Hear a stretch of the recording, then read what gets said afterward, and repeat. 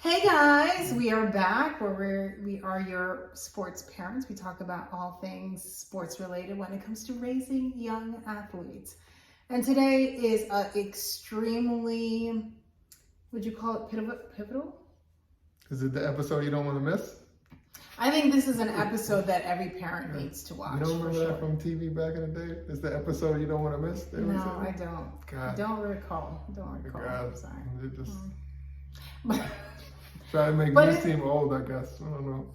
I don't know what you're talking about. Yeah, they used to, this is the episode you don't want to miss. Oh, maybe have like the episode of Cosby that you don't want to miss. Yeah. Because it's some kind of important life lesson involved in it. Or something, and this is an important life lesson, best believe, because as a parent, we hear our kids talk about, oh, this hurts, my head hurts, my stomach hurts, and a lot of the times you think, okay. And I always go through the motions of just hearing them out and just doing what I can to just make sure I cover my bases. I call it covering my ass because I never want to ignore something and it turns out to be this big thing. But Anastasia has been really, really struggling.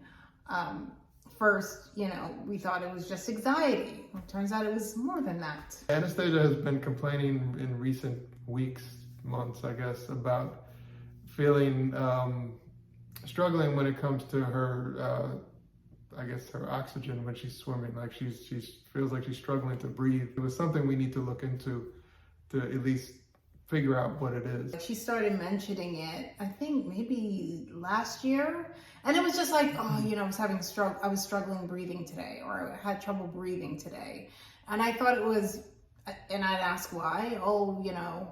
She wouldn't really know. It just seemed like a one-off here and there. It didn't seem like something to be of concern. It's kind of like, I have a little headache today.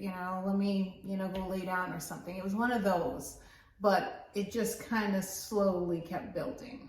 Mm-hmm. Yeah, it's recently it's been way more consistent where it's like every meet she would say, yeah, I was having a hard time, and so we figured we should, look into it and get her checked out by a pulmonologist. They gave a number of tests, including, What is that? They gave inflammation in the airways test. That was normal. They gave a spirometry test. That was, don't know if I'm saying that right, but that was normal, but on the lower end. So what they did after that was they gave her a nebulizer treatment for like 5 minutes. The spirometry went from, it was supposed to be 65%, hers was 68, and it actually went up to 96 after the nebulizer. So there was a huge jump. And her airways. Right after the nebulizer, it went from 68 to 96%, which he said is an incredible jump for that. So, based on the test that they did and the retest after the nebulizer, they concluded that she has exercise-induced bronchospasm, which is, it's not, I asked him if it's asthma, he said he would not call it asthma, it's basically exercise-induced. So when she's swimming, when she's running, she did a half-mile in gym and she was complaining that for like the rest of the day, she was feeling it. So it's exercise-induced. So they prescribed her, I guess it is the asthma pump, I'm not sure. Yeah, it is. It is. Where she now will take that, like 2 pumps, 10 to 20 minutes before her, she exercises. We'll see how it works and if it's something that will make, show improvements. She went today, she feels like it did help. So we'll see going forward. I asked about anxiety, he said anxiety does also play a role. So it's basically the two things. There's the anxiety and then there's, the exercise-induced bronchospasm. One thing I realized was that chlorinated water can also allow for flare-ups to happen, which I think is what was going on with her. Plus, she's doing a lot. And that's also something that, I've been talking to her about, is just doing so much that it creates anxiety. She has exams, she's taking honors, she's taking all her classes are honors, AP, so she has work, she has school, she has big exams to study for. Sometimes she swims twice a day. She'll swim she'll swim like 2 hours in the morning, 2 hours in the evening. then she'll work at least one day a week, and sometimes she fills in for someone else. She's also a part of some organizations at school. So I feel like she's doing a lot. And that's the one thing that we talked about, was how much she was doing and how much it was creating that anxiety, which I felt. And I thought that played a real major role. And it turns out that the anxiety on top of her pre-existing condition only exacerbates the situation. Yeah. She had a day to work tomorrow. And she says, hey, they want me to fill in tomorrow. I said, tell them no. The answer is no, because you need your rest. So as parents now, we have to be vigilant. I mean, kudos for us for just like taking her finally. It was something that was needed. So sometimes you may think it's really not that serious. And it's not super serious, but it's something that needed to be addressed. So when in doubt, or just to cover yourself, always take your child to the doctor. If they're complaining of anything, just keep an open ear and open mind, because you just never know.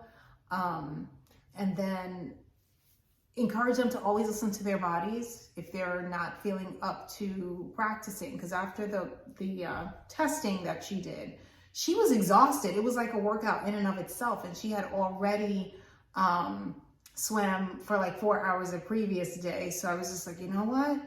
Take a breather, take a rest. Mm-hmm. We're going to fill the prescription, start using it immediately to open up your airways. It's very important. Also, not only chlorinated water can cause it to flare up, it's also the environment. And I noticed that I've had issues with just like, say, hairspray. I feel my chest tightening up. Being outside, just if we spray something in the bathroom, like stuff like that, cleaning agents, like I feel my chest tightening up. She says if she walks upstairs, downstairs, whatever the case is, she feels the tightening. So with that said, I'm just so glad that we addressed it. Another thing that I thought was important was just speaking to other parents and just kind of comparing notes. She's swimming at a high level, so she's in chlorine every day. So it's like, for a second, I'm like, does she stop swimming? She loves it. Like, what do we do? Like, does she? But I can't imagine her, completely stopping. And the doctor didn't say it's something that she had to stop. It's just making certain adjustments and listen to your body. And it turns out that it's a lot more common than you think. So speaking to her friend's mom and finding out that her swim mate has a similar issue, not as severe, it's mind-blowing. And then I was talking to another friend whose daughter, plays field hockey. And, she mentioned that they know somebody, and it was just like, oh. So it's like you kind of have to just, listen and compare notes a little bit. We're sharing this because we're hoping that it helps somebody, helps you guys. If you're noticing your child is struggling no matter what sport they're in, that you maybe get it checked out and not just assume that, oh yeah, they're just tired or something. Or it will go away. Hopefully that helps. And if you have any question, if your kids have struggled with something like this, please let us know. Did you want to add something? Yeah, just for those who want to know, the exercise-induced bronchospasm, also known as EIB, is a condition where the airways narrow during or after physical activity, leading to symptoms such as wheezing, shortness of breath, and chest tightness, which is exactly what she had, and that's what the doctor, diagnosed. And he did say it is relatively common in athletes. So. And now we have to make sure we let her coaches know, because this is literally just happened.